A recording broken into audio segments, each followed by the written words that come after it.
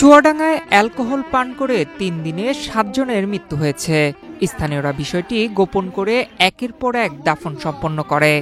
১২ October রবিবার রাতে জানাজানি হলে আইনশৃঙ্খলা বাহিনীর তৎপরতা বেড়ে যায়। গত বৃহস্পতিবার রাতে সদর উপজেলার ডিঙ্গেদহ এলাকায় শ্রমিক শ্রেণীর কয়েকজন অ্যালকোহল পান করলে এ ঘটনা ঘটে। গত শুক্রবার থেকে রবিবার রাত পর্যন্ত এসব মৃত্যুর ঘটনা ঘটেছে বলে জানায় পুলিশ। এ ঘটনায় মাদক বিক্রেতা সন্দেহে একজনকে আটক করেছে পুলিশ। 11 জন 12 জন একসাথে খেয়েছে। ওই 11-12 জনের অসুস্থ, তার ভিতরে 6 জন চলে গেছে, 6 জন মারা গিয়েছে। এখনো বাদ বাকি ধরনের হসপিটালে আছে। আমার ভালো ছেলেরা সব তারা দিন মজুরি খাইতে খায়, দেহর পদ্দি এইবারটা তারা কাজ কাম করে চলে আসে, তখন সেই লোক মাল নিয়ে তাদের খাওয়াই কেন, এর বিচার চাই। বাজারে বা ইয়েতে যারা মারা গেছে তাদের আত্মীয় স্বজন বা যারা আছে সবার কাছে শুনছি যে জমাতের কাছ থেকে ওই অ্যালকো কিনে খেয়ে মারা গিয়েছে। তো এখন আমাদের ধারণা, আমরা সাধারণ মানুষ, আমাদের ধারণা যে প্রশাসন এই বিষয়গুলো হেল্প করে এবং প্রশাসন এগুলো করে এবং নিয়মিত তাদের কাছ থেকে হয়তো মাসারা নেয়, তাছাড়া এরকম ওপেন বেচতে পারে না। 24 বছর ধরে ব্যবসা করছি। আসলে আমি এই যে কয়দিন শুনছি যে আমাদের এখানে 6 থেকে 7 জন মানুষ মারা গেছে, তাতে আমার ঘরের লেবারই 2 জন মারা গেছে অলরেডি। ঈদের ভিতরে 2 লোকই দিন আনা দিন খাওয়া, ঈদের পারিবারিক অবস্থা খুবই খারাপ, যেগুলো মানে মাইনে নেওয়ার মতো নাই।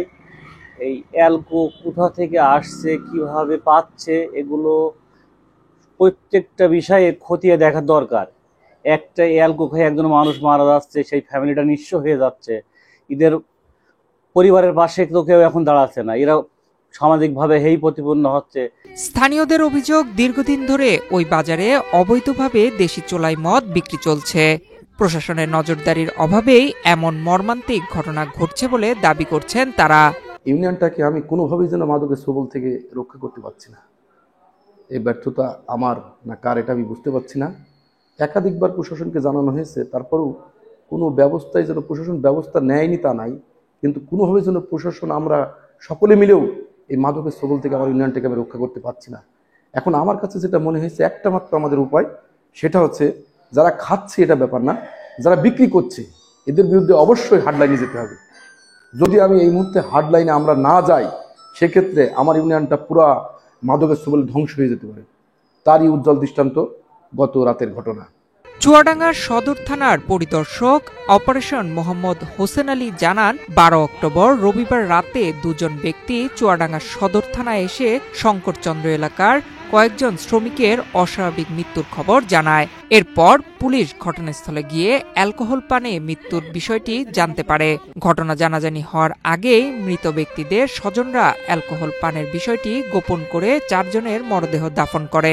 বিষয়টি জানাজানি হলে 2 জনের মরদেহ ময়নাতদন্ত করা হয়। প্রাথমিক তদন্তে অনুসন্ধানকালে তাদের মৃত্যুর কারণটা অ্যালকোহল জাতীয় কারণে হয়েছে বলে আমরা প্রাথমিক তদন্তে পাই এবং হসপিটালে একজন চিকিৎসারত অবস্থায় মারা যায়। তার পরিবারবর্গকে জিজ্ঞাসাবাদ করিলে তাহা বলে যে অ্যালকোহল জাতীয় পদার্থ খেয়ে সে মৃত্যুবরণ করেছে এবং সদর হসপিটালে ডাক্তার একজন মৃত্যু সার্টিফিকেটে অ্যালকোহল জাতীয় পদার্থ খেয়ে সে মারা গেছে মর্মে সে জানায়।